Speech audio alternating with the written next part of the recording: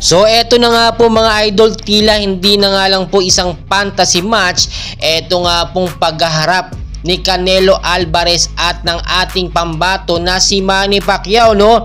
Isang bilyonaryo po kasi ang handa mag-sponsor ng milyong-milyong pera, no, or milyong-milyong dolyar para lamang maikasa ang paghaharap nga po ni Canelo Alvarez at ni Manny Pacquiao. Kung matatandaan po ninyo, noon pa man ilang taon na ang nakakalipas ay nagkaroon din ng mainit na hamunan. Ito nga pong si Canelo Alvarez at si Manny Pacquiao.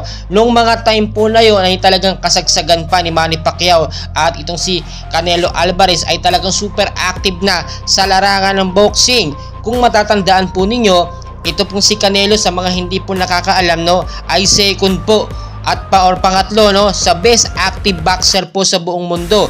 Pound for pound po yan, no, via box record.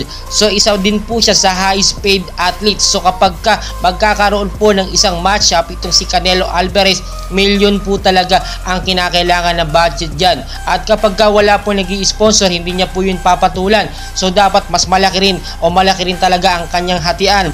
Pero siyempre, itong si Canelo Alvarez ay nasa super middleweight belt division po siya, no, with 60 wins, 2 losses and 2 draws. Kung makikita nyo po yung kanyang win rate, yung knockout ratio niya ay talagang napakataas, which is merong 60.9%, no. Ibig sabihin, kahit sinong makalaban niya, malaki po ang chance niyang ma-knockout ang kanyang kalaban.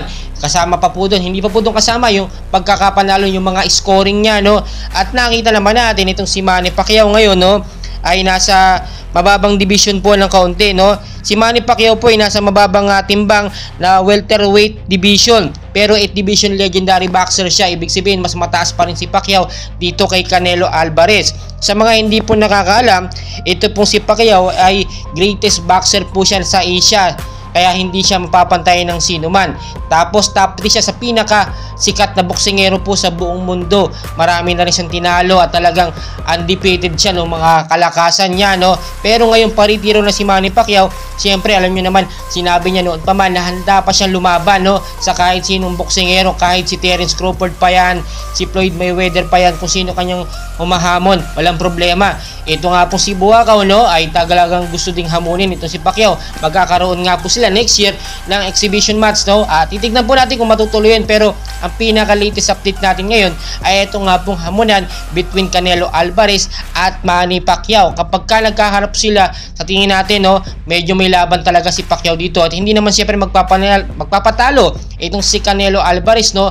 Itong si Pacquiao paritiro na, ngayon po maraming humahamon. Ibig sabihin gusto nila mas mataas yung rank nila bago magretiro si Pacquiao. Masasayang nga naman, no, yung pagkakataon na makalaban si Pacquiao, ngayon paritiro na siya. Kapag ang isang boksingero po kasi paritiro na, ibig sabihin po nito hindi na ganun kalakas or kaliksi ka-active ang kanyang boxing career at madali na itong talunin. Kulang na sa training dahil hindi na nga lumalaban. So kung titignan nyo talaga mismatch, no, dapat hindi ito patulan ni Pacquiao dahil super active, no.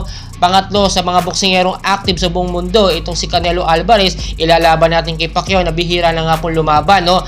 More on sa politika o sa pamilya na pagtulong sa kapwa Pilipino ang inaatupag po ni Manny Pacquiao. Pero it doesn't mean na hindi niya kayang palagan itong si Canelo Alvarez. Ngayon pa lang, alam naman natin, kahit walang laban si Pacquiao, everyday po dumadaan niya sa mga ehersisyo, jogging at mga training na secret training na hindi po ipinapakita sa publiko. So patuloy ko kayong i-update, and please huwag nyo kalimutan mag-like and subscribe for more boxing events. I-update kayo sa susunod na kaganapan, no, sa matchup nga po, mga schedule. Kung sakaling matuloy man itong paghaharap nga po ni Canelo Alvarez at ni 8 division legendary boxer Manny Pacquiao. Maraming salamat.